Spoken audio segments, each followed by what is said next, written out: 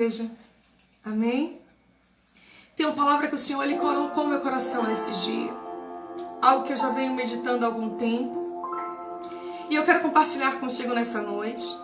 Eu quero te convidar a você abrir sua Bíblia no livro de Romanos, capítulo de número 7. Romanos, capítulo 7. Nós vamos ler apenas um versículo. O versículo de número 24. Você que está entrando agora, convide pessoas, abra sua Bíblia, fique ligadinho com Deus. Essa live é uma live um pouco mais breve, mas tem um propósito: compartilhar a palavra de Deus contigo. E eu sei que o Senhor, Ele vai falar ao teu coração nessa noite. Romanos, capítulo 7, a partir do versículo 24. Inicialmente eu só vou ler esse versículo. Diz assim a palavra do Senhor: Miserável ser humano que sou, quem me livrará do corpo desta morte? Eu vou repetir. Paulo, no livro de Romanos, capítulo 7, versículo 24, diz: Miserável homem que sou, quem me livrará do corpo desta morte? Eu quero fazer mais uma oração e te convidar a meditar nessa passagem. Pai, esta é a Tua palavra, Senhor. Fale conosco nesta noite. Ministre, Pai, aos nossos corações. Nos convença, Pai, acerca de toda a verdade. Fale ao nosso espírito nesta noite, Pai. E que da mesma alegria que o Senhor ministrou ao meu coração ao meditar nesta palavra, o Senhor possa ministrar o coração de cada um dos meus irmãos, Pai.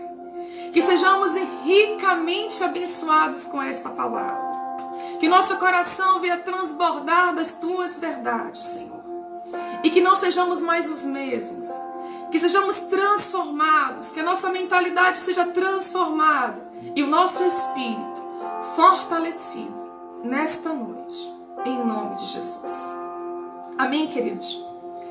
Sabemos que a história do apóstolo Paulo, a sua trajetória, o seu processo de conversão e as suas ministrações falam muito ao coração da igreja, falam ao nosso coração.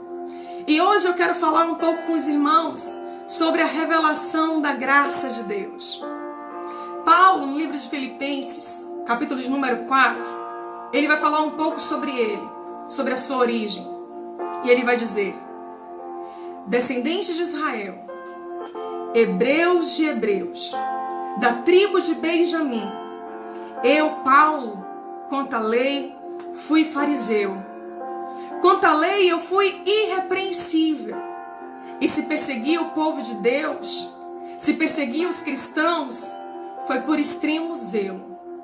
Saulo de Tarso, um homem duro, um homem que fez tanto mal ao povo de Deus durante um tempo, fez isso, queridos, devido à sua ignorância de quem era Deus. E se isso ele fazia, o próprio Paulo vai dizer que era por achar que estava fazendo a coisa certa. A palavra nos diz, no livro de Atos, que depois da morte de Estevão, começou uma perseguição severa contra a igreja, contra o povo de Deus. E Saulo de Tarso encabeçava essa perseguição. Mas na história deles, há um antes e um depois do caminho de Damasco. O próprio Paulo vai nos dizer que a caminho de Damasco, quando ele tinha em mãos cartas para perseguir o povo de Deus, o qual ele, invadindo casas, levava preso homens e mulheres que muitas das vezes morriam por amor do evangelho. Paulo vai dizer que a caminho de Damasco, ele vai ter um encontro com o Senhor. Uma forte luz vinda do céu, mais forte que o sol, vem sobre ele. Rendido, Paulo se prostra e ouve uma voz que diz: Saulo, Saulo, por que me persegues? Rendido àquela voz e tomado de temor, Saulo vai dizer: quem és tu, Senhor? E vai ouvir essa voz que te diz: eu sou Jesus, a quem tu persegues. E isso é lindo, queridos. Porque não há como tocar no Filho sem tocar no Pai. Não há como tocar em mim e em você sem tocar nele. Ouvindo aquela voz e mediante aquela revelação, Saulo de Tarso vai ficar cego por 3 dias. E ele vai ser encaminhado a Damasco para aguardar novas orientações vindas da parte de Deus. Como nossa pastora Gil pregou no domingo passado, ela falava sobre João Batista, que anunciava um batismo de arrependimento. Eu creio, queridos, que nos 3 dias em que Paulo estava ali em Damasco, cego, sem nada comer, sem nada beber, recebendo apenas revelações do alto, eu creio que nesse período, Paulo estava recebendo um batismo de arrependimento. Não sabemos o que o Senhor falava com ele nesse período, mas sabemos que os seus olhos carnais se fecharam e eu creio que os olhos do Espírito se abriram e ele começou naqueles dias a ser ministrado pelo próprio Deus. Paralelo a isso, a palavra nos diz que lá em Damasco, o Senhor em visão vai falar com o discípulo Ananias. E em visão, o Senhor vai chamar Ananias. E prontamente, Ananias vai dizer: eis-me aqui, Senhor. E eu acho isso muito forte, queridos, porque quando eu meditava nessa palavra, e pensando nisso que Ananias vai dizer, eis-me aqui, Senhor, nós compreendemos que essa declaração, que nós também fazemos quando oramos, é a declaração de alguém que está dizendo: Senhor, os meus ouvidos estão agora sensíveis à tua voz. Quando dizemos eis-me aqui, Senhor, nós estamos dizendo que nós estamos totalmente disponíveis para Ele, que nós estamos totalmente disponíveis para servi-los. É isso que Ananias está dizendo. Ele diz: eis-me aqui, Senhor. Só que quando Ananias diz isso, queridos, e ele começa a entender o propósito daquele chamado, de que se tratava aquele chamado da parte do Senhor, Saulo de Tarso, a palavra nos diz que Ananias ele entra em choque. E ele começa a questionar ao Senhor, como se houvesse alguma possibilidade de Deus ter se equivocado, quando fala para ele sobre Saulo de Tarso. Ananias começa a argumentar com o Senhor e começa a expor quem é Saulo. Ele diz: Saulo, Senhor, eu tenho ouvido falar sobre Saulo, perseguidor dos cristãos, tem feito mal a muitos de nossos irmãos. E sabe, queridos, muitas vezes, no meio das nossas argumentações, quando oramos ao Senhor, são reveladas as nossas conveniências, o nosso próprio senso de justiça. Porque os olhos de Ananias, Saulo de Tarso, não era digno de receber nenhum tipo de favor da parte do Senhor. Parece que eu vejo Ananias relatando todos os defeitos de Saulo. Parece que eu vejo Ananias listando para Deus todas as falhas daquele homem e dizendo: é esse? É a esse que eu devo ir? É a esse que eu devo falar da parte do Senhor? É a esse que fez mal aos meus irmãos? Mas é nessa hora, queridos, que o Senhor revela a cada um de nós a sua soberania, que a sua vontade está acima das nossas convicções, dos nossos achismos. Será que se tivéssemos a oportunidade de nos escolher, enquanto servos de Deus, teríamos escolhido a nós mesmos? Conhecendo nossos defeitos, conhecendo nossas falhas, conhecendo nossas transgressões, nossas limitações. E é nessa hora que o Senhor continua mostrando a mim e a você que Ele tem pego as coisas loucas deste mundo para confundir os sábios. Que Ele continua escolhendo as coisas loucas deste mundo para confundir aqueles que pensam que são alguma coisa. Quando começamos a tomar consciência disso, que nós não somos nada, que não é por merecimento, que não é por mérito que fomos chamados, predestinados e escolhidos, então nós começamos a ser constrangidos pelo amor de Deus. E esse amor, queridos, nos leva a sermos cada vez mais humildes.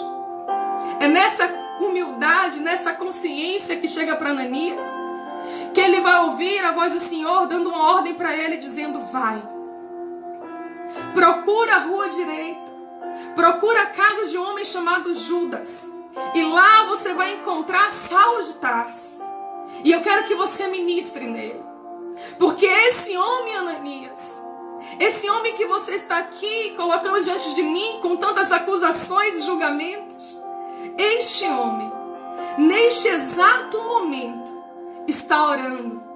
E eu já revelei para ele que você vai lá e que você vai ao encontro dele. Queridos, isso é lindo demais. Isso é lindo demais. Porque muitas das vezes, queridos, aqueles os quais nós não damos nada estão guardados em Deus, orando, jejuando, se humilhando e clamando a face do Senhor. Eu quero te dizer nessa noite que talvez você esteja se vendo como Saulo de Tarso, clamando ao Senhor. E eu quero te dizer que assim como Ananias estava sendo enviado a Saulo, o Senhor também está enviando socorro para a sua vida. Ananias obedece ao Senhor. Ele vai ao encontro de Saulo. E sabe o que é lindo?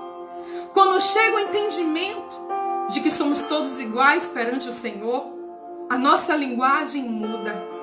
Saímos do campo da afronta e da acusação e passamos para o campo do amor, onde queremos compartilhar uns com os outros da mesma graça e do mesmo favor imerecido que recebemos da parte do Senhor.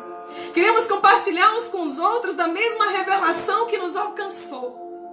Ananias, quando chega a Saulo, ele diz: irmão Saulo. Oh, aleluia! Queridos, ele passa a chamar o acusador, o perseguidor, de irmão. Ele se coloca no mesmo pé de igualdade de Saulo e diz: irmão. Ele coloca as mãos sobre os olhos de Saulo. E imediatamente as escamas dos olhos de Saulo caem por terra. Queridos, eu estou muito emocionada nesta noite, porque meditando nessa palavra eu sinto a ação do Espírito que nos constrange. Um chamamento de amor, de amarmos uns aos outros, de intercedermos uns aos outros e de compreendermos que nós fazemos parte de um mesmo corpo. Estamos unidos no mesmo propósito. Sabe, talvez se eu estivesse me vendo de fora, talvez eu mesma dissesse sobre mim: ela? Por que ela? Ela que já fez tantas coisas erradas, por que ela estar ali? Mas sabe, queridos, não é sobre nós. Nunca foi sobre nós. É sobre o amor de Deus. É sobre a graça de Deus. E a palavra diz que depois que Ananias toca nos olhos de Tarso, as escamas caem, Saulo vai ser batizado e plenamente cheio do Espírito Santo. Queridos, o mesmo Espírito que constrangeu e convenceu a Ananias foi o mesmo Espírito que falou com Pedro quando ele estava em Jope. A palavra do Senhor nos diz que em certa ocasião, estando Pedro em Jope, ele vai para o terraço orar. Ele estava com fome, e enquanto ele aguardava que o alimento estivesse pronto, enquanto ele aguardava o preparo do alimento, ele começou a orar. A essa altura, Pedro já pregava, já ministrava no meio dos judeus. Pedro já era um canal do Senhor para operar maravilhas. Mas ele só pregava para os judeus. Naquele momento que ele está no terraço, ele vai ter uma visão dos céus. A palavra nos diz que Pedro vai avistar um grande lençol branco que desce dos céus, amarrado nas 4 pontas. E naquele lençol, queridos, tinha toda espécie de animais terrestres e de aves dos céus. De animais que se rastejam e de aves dos céus. E contemplando aquela visão, ele ouve uma voz que diz: Pedro, sacrifica, mata e come. Imediatamente Pedro vai responder ao Senhor: jamais, Senhor. Nunca eu coloquei na minha boca um alimento impuro. Nunca eu comi algo profano. E mais uma vez ele ouve do Senhor: não declare como impuro aquilo que eu, o Senhor, já purifiquei. A palavra nos diz, queridos, que esse diálogo entre o Senhor e Pedro vai se dar por 3 vezes. Sabe por quê, queridos? Porque se tem uma coisa difícil de se romper, é com a religiosidade. Se tem uma coisa difícil de quebrar no homem, é com as doutrinas, as vãs doutrinas, os paradigmas da religião. O Senhor ele vai precisar insistir com Pedro por 3 vezes para convencê-lo acerca de algo que a lei dizia, mas que não estava mais condizendo com a vontade de Deus. Na visão dos religiosos, dos judeus, judeus não podiam se dar com gentios. Judeus não podiam sequer entrar na casa de um gentio. E aquela visão que Pedro vai ter daquele lençol e daqueles animais é uma figuração do Senhor dizendo a Pedro: eu não faço distinção entre judeus e gentios. Ali já era o próprio Deus preparando o caminho para estabelecer uma relação plena entre judeus e gentios. Ali já era o próprio Deus preparando o caminho para mim e para você, para que o Evangelho e a palavra chegasse para nós, os gentios, para que nós tivéssemos acesso à palavra de Deus e crendo em Jesus Cristo, reconhecendo que Ele morreu na cruz do Calvário, fôssemos salvos, fôssemos resgatados, fôssemos alcançados. Aleluia! E sabe por que é que o Senhor fala a Pedro? Porque em outro lugar o Senhor está falando com um centurião, dizendo a ele: chama por Pedro, um homem bom. Aquele centurião era um homem que servia os necessitados, que orava, que jejuava e que buscava o Senhor. Depois dessa visão do lençol, Pedro vai ser chamado e vai ter com aquele homem. A palavra nos diz que no momento que o centurião se encontra com Pedro, ele vai se prostrar e se ajoelhar aos pés de Pedro. Mas Pedro, que já está sendo convencido pelo Espírito, vai dizer: homem, coloca-te de pé, porque eu sou um ser humano igual a você. Quando Pedro começa a dialogar com aquele homem, ele vai perguntar: por que você me chamou aqui? E aquele centurião vai dizer: Pedro, eu estava orando e jejuando quando o Senhor me falou a teu respeito e mandou que eu te chamasse. Nesse momento, queridos, Pedro vai declarar: agora eu sei que de modo algum Deus faz distinção entre as pessoas. Eu quero dizer a você que está me assistindo neste momento: o Senhor não faz nenhuma distinção entre nossas vidas. Não há para o Senhor diferença entre mim e você. Eu não sou melhor do que você por estar aqui deste lado e você do outro lado. Somos todos iguais perante o Senhor. No momento em que Pedro começa a pregar o Evangelho aos gentios, na casa daquele centurião, a palavra nos diz que nem tinha Pedro terminado de pregar a palavra. Todos foram cheios. Todos foram batizados com o Espírito Santo. Todos falavam em línguas estranhas. Todos eram cheios do Espírito.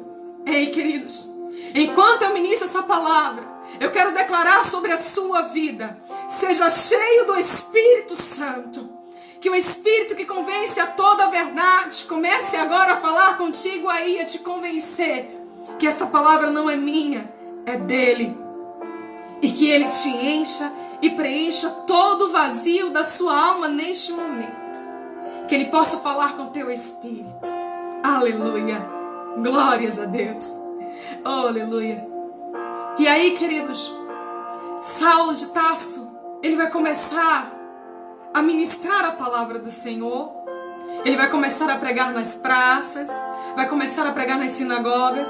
E todos que ouviam a Saulo ficavam perplexos e se perguntavam: é esse Saulo de Tarso? E sabe o que eu aprendo, queridos? Que nós precisamos sair deste campo de julgamento, do campo da condenação, do campo da acusação, porque o Senhor, Ele usa quem quer, e Ele quer usar a você, não confiando na sua capacidade, no seu conhecimento, no seu intelecto, Porque Saulo de Tarso, por mais que conhecesse da lei dos judeus e fosse fariseu e fosse irrepreensível, como ele mesmo diz, diante da lei, Saulo de Tarso agora fala pelo Espírito. E neste tempo, o Senhor não quer mais que falemos como homens naturais, mas que passemos a falar por intermédio do Espírito. Uma linguagem universal do Espírito. Aleluia! E ali ele pregava, e com o passar dos dias, vão se esquecendo de Saulo de Tarso, e começa a se evidenciar o testemunho de Paulo. Mas quando chegamos no livro de Romanos, queridos, é que a gente passa a ter um contato mais direto com as pregações de Paulo. É no livro de Romanos que a gente começa a ter contato com as suas ministrações. Em Romanos, Paulo, ele vai começar a falar de diversos assuntos com a igreja, com o povo. Ele fala aos judeus, aos gentios, a nós como igreja. Ele fala sobre a lei e sobre a graça. Ele começa a trazer uma consciência, uma revelação, um entendimento acerca da lei e da graça. E eu resumi aqui um pouquinho a fala de Paulo, com muita sabedoria, sobre ao que se refere à lei e à graça. Paulo vai dizer: o pecado ingressou no mundo por meio do primeiro Adão, e pelo pecado a morte, e a morte reinava no mundo.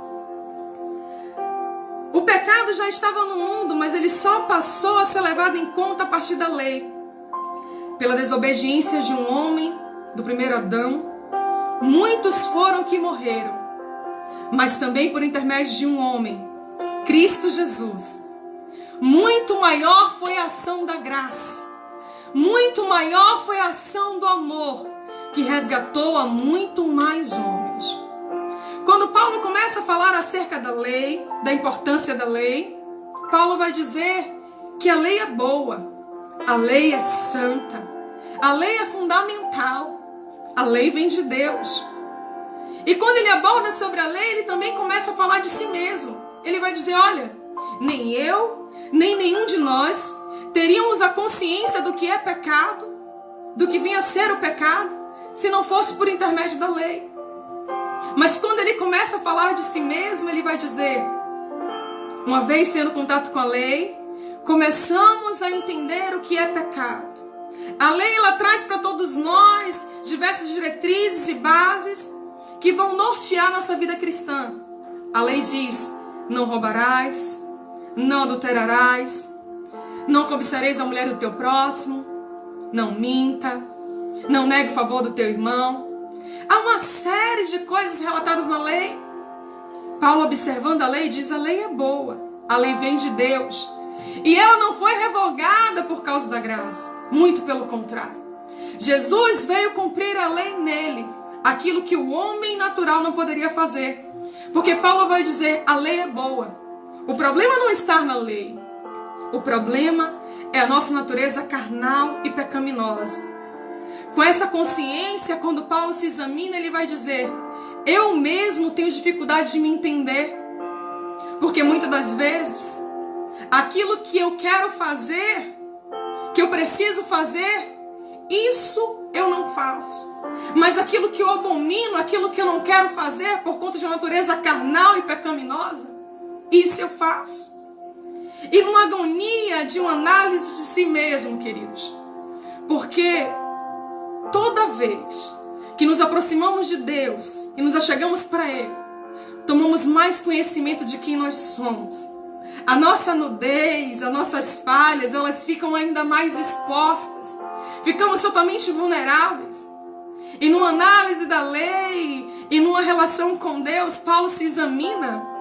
E num momento de agonia, de reflexão, Paulo vai falar sobre o versículo que nós lemos quando começamos. Romanos 7, versículo 24.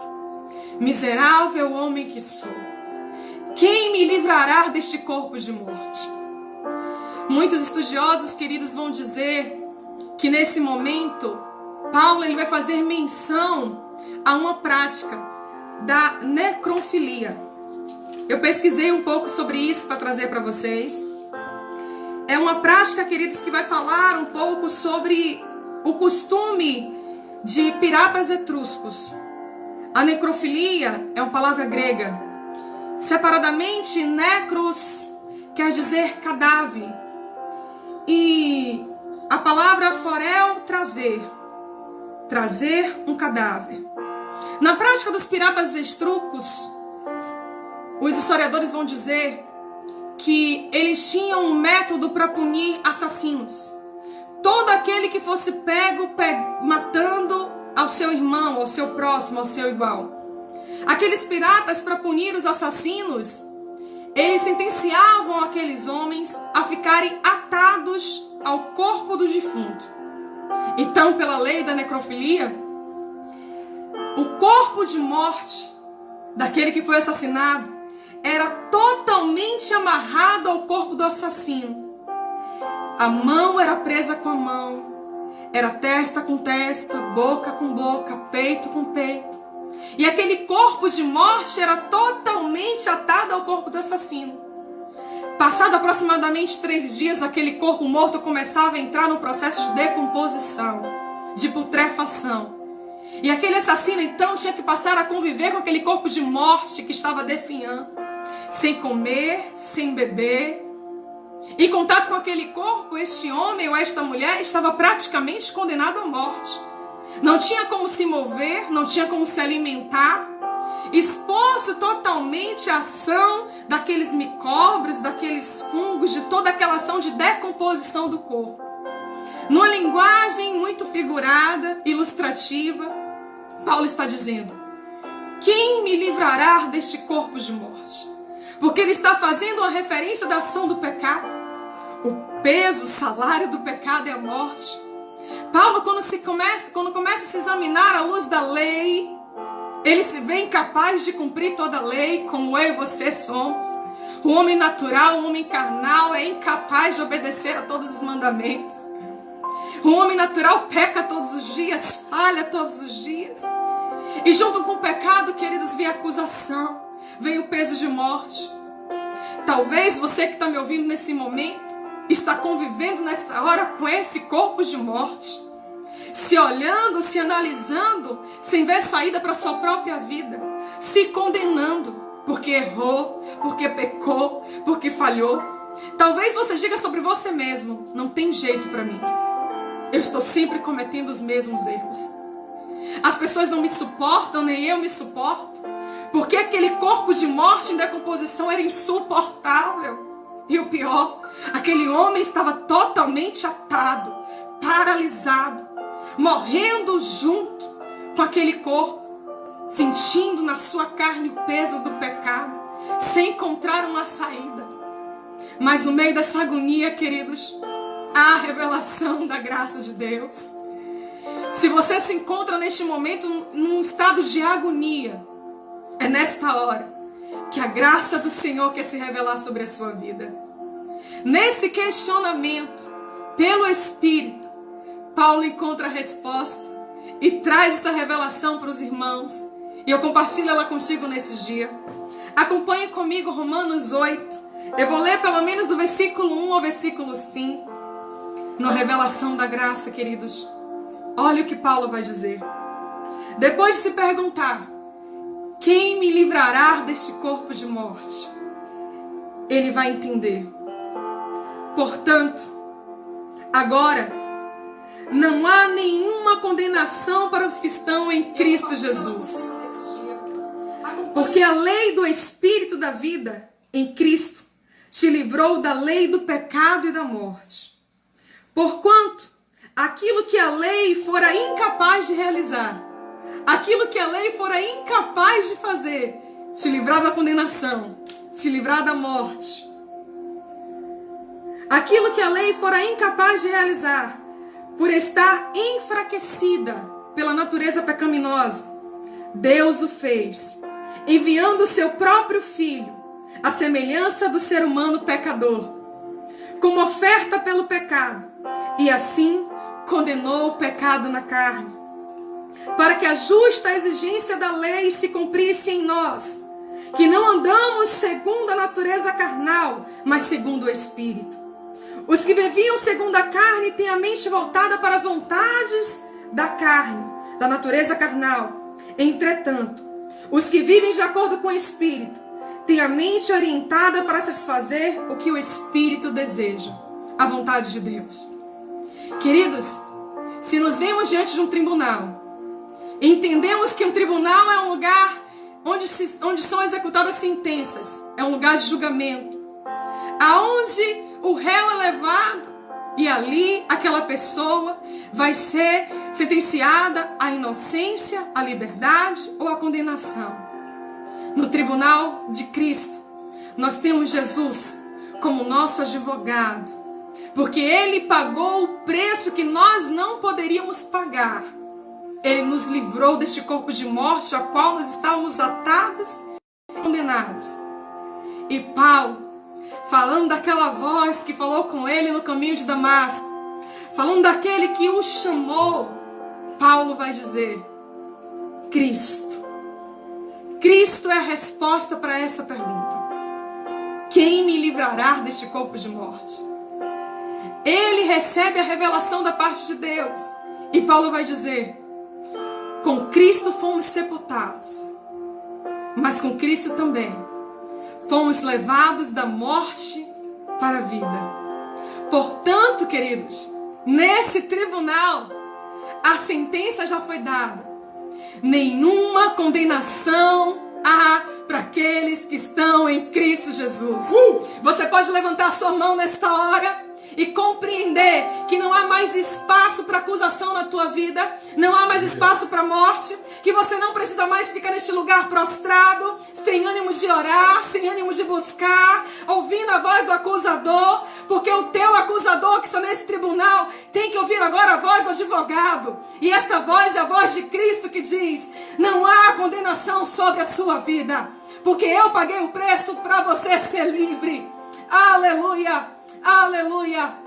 E essa liberdade, queridos, nos faz escravos por opção de Cristo Jesus. É tão lindo, querida, a transformação de Saulo, porque aquele que era perseguidor dos cristãos teve encontro com Jesus, reconheceu Ele como Senhor da sua vida e passou a caminhar, sentindo o prazer de anunciar as boas novas do Evangelho. Paulo foi alcançado por um amor que o constrangeu a mudar de rota. Paulo começou a ser alinhado pelo propósito de Cristo. E eu quero te convidar essa hora. Toma agora a rota de Cristo. Antes mesmo que você viesse ao mundo, você foi predestinado, você foi escolhido, você foi chamado para cumprir um propósito. Não tenha mais a sua vida como preciosa, mas tenha agora prazer em se deleitar neste amor que pagou o preço pela tua vida. A graça, queridos, a revelação da graça é a revelação de quem é Cristo e do amor que Ele tem por nossas vidas.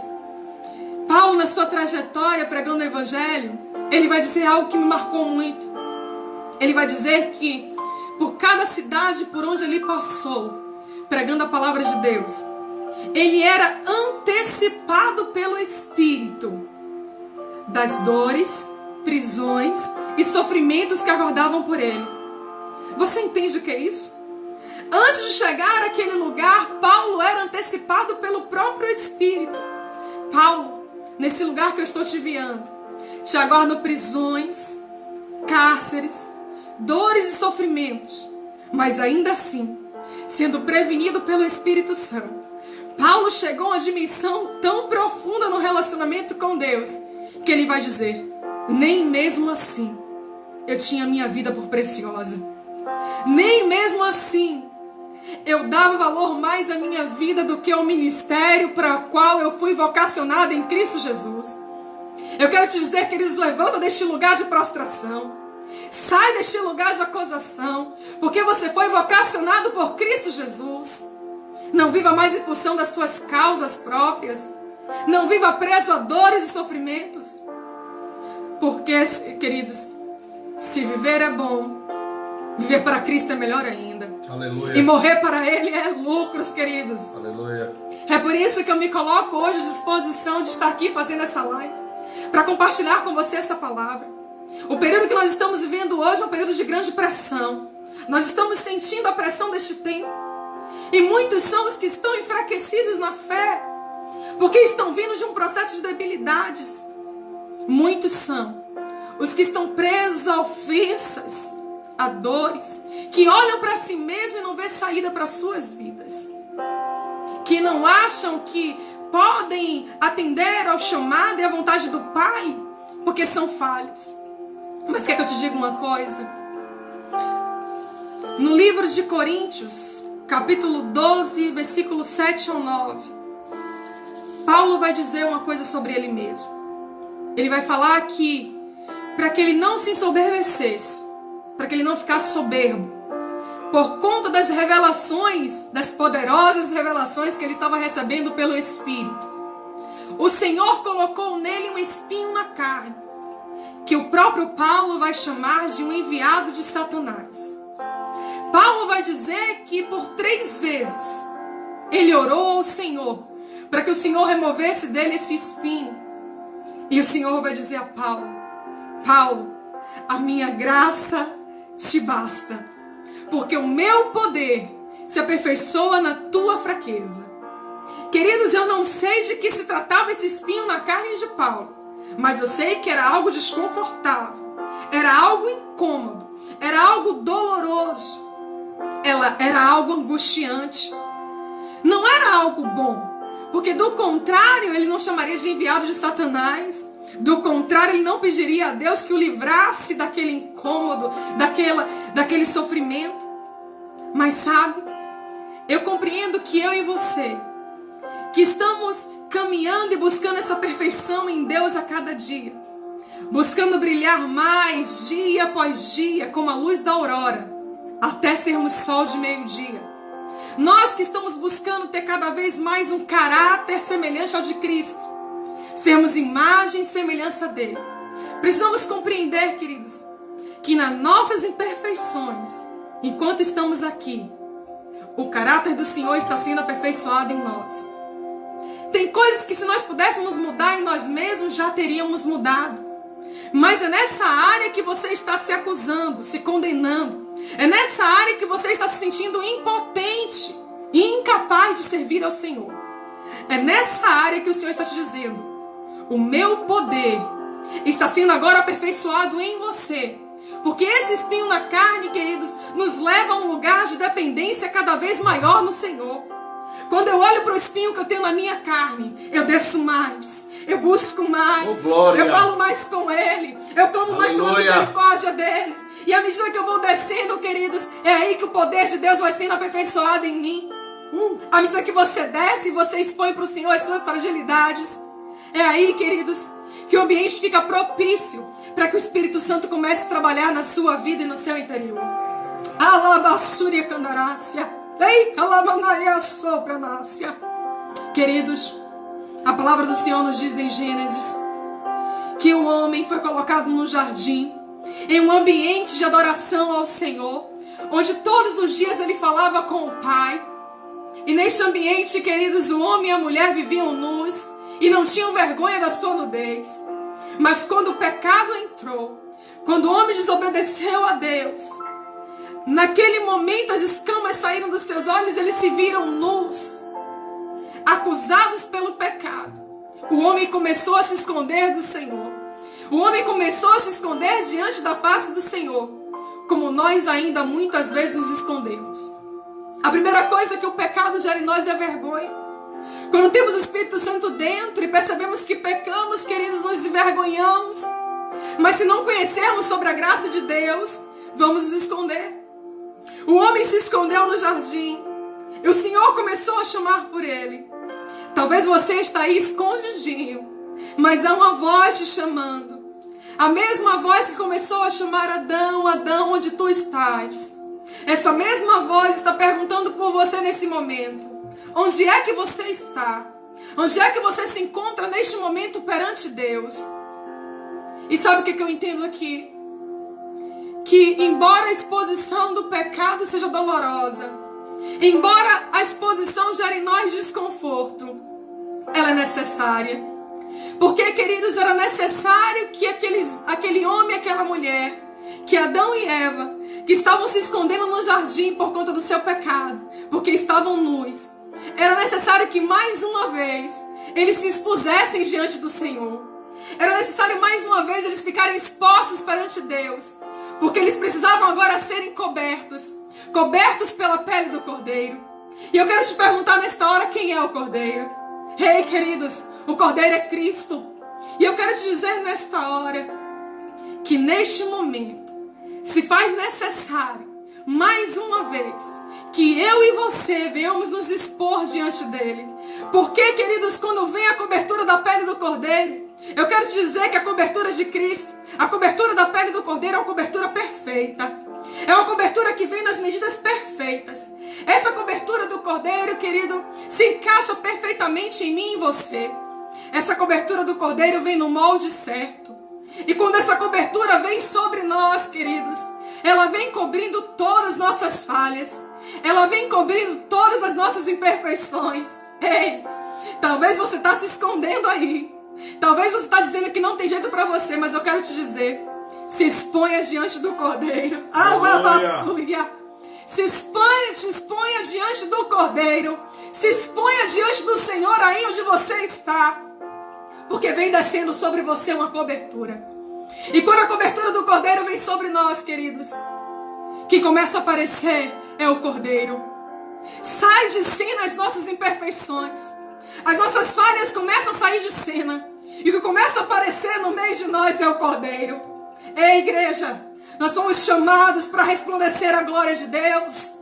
Não somos nós que temos que aparecer.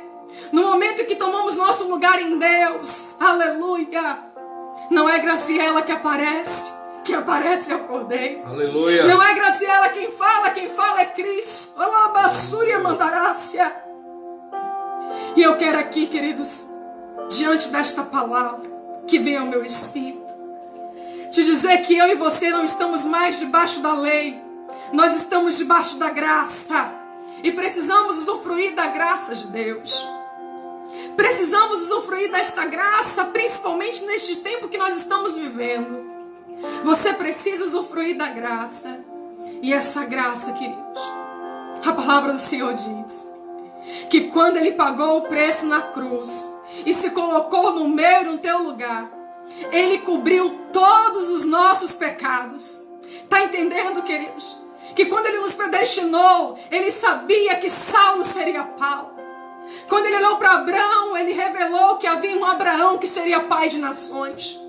Quando Ele falou com Jacó naquele val de Jaboque, Jacó que estava se expondo, dizendo, na verdade, Senhor, meu nome é Jacó, eu não sou Esaú, eu não preciso, Senhor, me passar pelo meu irmão, eu não preciso, Senhor, querer ser uma coisa que de fato eu não sou, eu não preciso querer tomar a identidade de meu irmão, eu não preciso forçar a passagem, eu não preciso copiar ninguém, eu não preciso imitar ninguém, não, eu sou Jacó.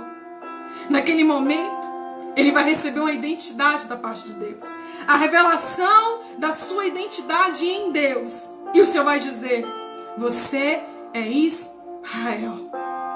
Queridos, nós somos a Israel de Deus. Eu quero te conclamar neste tempo a você encontrar a sua identidade no Senhor. A você nesse tempo buscar em Deus quem de fato você é nele. Quem Ele quer que você venha ser na sua presença. Que você possa se expor mais uma vez à ação do Espírito. Eu quero te convidar a se expor diante da graça. Não invalide a graça de Deus. Porque todas as vezes que dizemos que nós não somos merecedores e retrocedemos, nós estamos rejeitando o amor de Deus. Estamos mais uma vez pregando a Cristo naquele madeiro. Estamos dizendo para Ele, Senhor, de nada adiantou o teu sacrifício. Estamos nos mostrando incrédulos. E a palavra do Senhor diz que sem fé é impossível agradar a Deus. A palavra do Senhor diz que pela fé nós fomos justificados em Cristo Jesus. Ele já nos justificou. E como bem prega a nossa pastora Neia, tudo que eu e você precisamos fazer nesse tempo, queridos, é crer. Não há mais nada que venhamos precisar fazer. O Senhor não está mais requerendo de nós sacrifício de animais. O sacrifício Ele já fez por amor de mim e de você. Ele só quer que venhamos crer. Mas tem uma coisa que a palavra também nos diz. Que nós somos justiça de Deus. Mas só somos a sua justiça Não quando ouvimos a sua palavra, mas quando praticamos a sua palavra. Então, queridos, se você crê no seu espírito, que essa palavra que eu trago hoje é uma palavra vinda de Deus para o teu coração. Se você consegue ouvir o Espírito Santo falando com você neste momento, a palavra do Senhor nos diz que grande é a seara, mas poucos são os ceifeiros. A palavra do Senhor tem nos chamado neste tempo. E assim como ele falou com Isaías, ele tem falado conosco. A quem enviarei? A quem há de ir por nós? Isaías naquela hora se colocou à disposição do Senhor e disse: Senhor, envia-me a mim. Eis-me aqui, Senhor. E se você nesse momento quer se colocar à disposição do Senhor, eu quero te dizer, se exponha para receber a cobertura da pele do Cordeiro. Se exponha para ser colocado debaixo da cobertura da graça. Se exponha para usufruir desse benefício, desse favor imerecido, que é a graça de Deus. Mas também se coloque em posição para ser um canal de bênção. Eu aprendi aqui com essa palavra, queridos, que não podemos mais nos colocar em posição de juízes, de acusadores, confrontando uns aos outros. Nesse tempo, queridos, assistimos lives e vimos tanta gente se colocando nas redes sociais, criticando líderes, criticando pastores, criticando autoridades de governantes. Esse, queridos, não é o chamado da igreja. Porque o Senhor trata com cada um de nós individualmente. Nós prestaremos contas a Deus de tudo aquilo que falamos e que fazemos. Não se preocupa, porque Deus, Ele é o justo juiz e o nosso advogado é o Senhor Jesus. Ele está vendo todas as coisas, mas Ele está chamando a sua igreja neste tempo, porque Ele tem contado conosco. E nós precisamos agora nos unir uns aos outros. Assim como houve um convite a Ananias se unir a Saulo. Assim como o Senhor chamou Pedro para se unir àquele centurião. Assim como o Senhor começou a unir judeus e gentios, revelando que não há distinção alguma entre nós. Que o Senhor não faz acepção de pessoas. Eu quero que você comece a usufruir deste amor.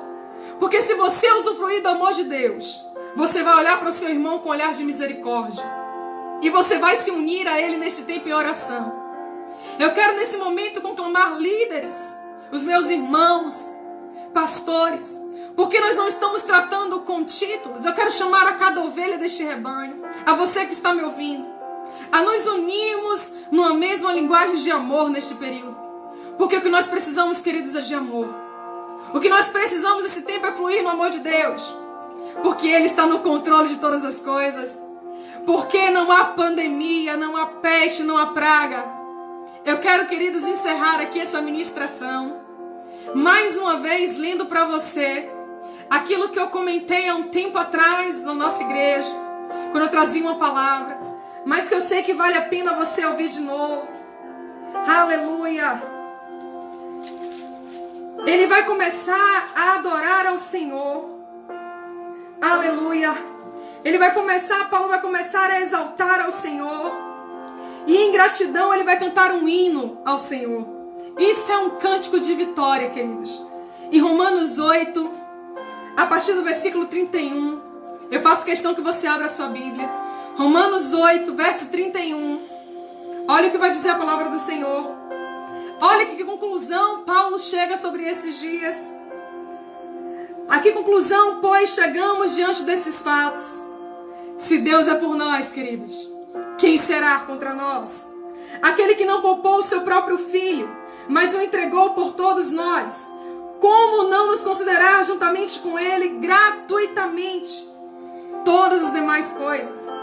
Quem poderá trazer alguma acusação sobre os escolhidos do Senhor, se é Deus quem os justifica? Quem condenará os escolhidos do Senhor? Foi Cristo quem morreu na cruz. E mais, Ele ressuscitou dentre os mortos e está à direita de Deus e também intercede ao nosso favor. Quem nos separará do amor de Deus? Será a tribulação, a ansiedade, ou a perseguição, ou a fome, ou a nudez, ou a peste, ou a espada? Como está escrito: Por amor de ti, somos entregues à morte todos os dias. Fomos considerados como ovelhas para o matadouro. Contudo, em todas as coisas, somos mais que vencedores por meio daqueles que nos amou. Ele nos amou primeiro e por isso somos mais do que vencedores. Não deixe, queridos, que essa pandemia, que essa crise, que essa quarentena te afaste do amor de Deus. Não deixe que nenhuma peste, nenhuma tribulação momentânea te afaste deste amor. Porque essa momentânea tribulação está gerando em todos nós um peso de glória. Eu quero orar por você neste momento. Eu quero te convidar a fechar os teus olhos nesta hora.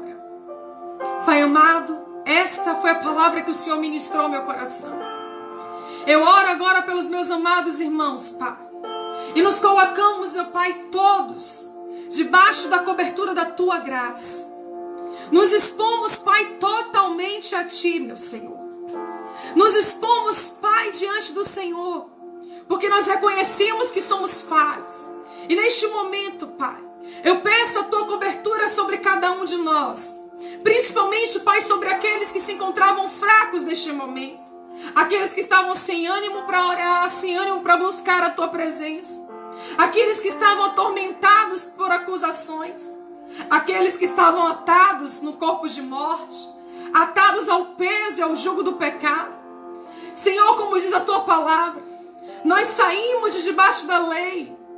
De uma lei, Senhor, que não podia nos livrar da condenação. E nos colocamos debaixo da Tua graça. Porque reconhecemos que o Senhor pagou o preço por nossas vidas.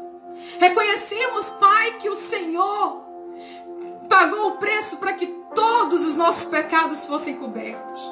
E nos colocamos agora, Pai, usufruindo deste amor.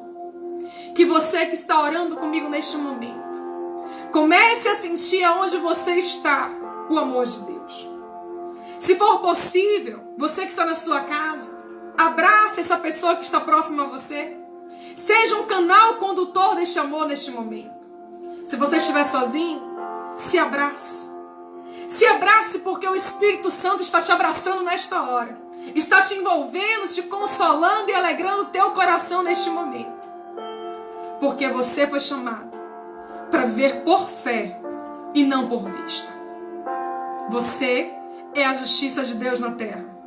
Você é um porta-voz de Deus. E assim como Saulo começou a anunciar essas boas novas, eu quero te convidar, assim como eu, comece agora a se alegrar e anunciar as boas novas do Evangelho. Comece agora a propagar sobre este poder, sobre a graça. Comece agora a usufruir da revelação da graça de Deus. Amém, queridos? Louvado seja o nome do Senhor. Louvado seja o nome do Senhor. A Ele toda a honra e toda a glória.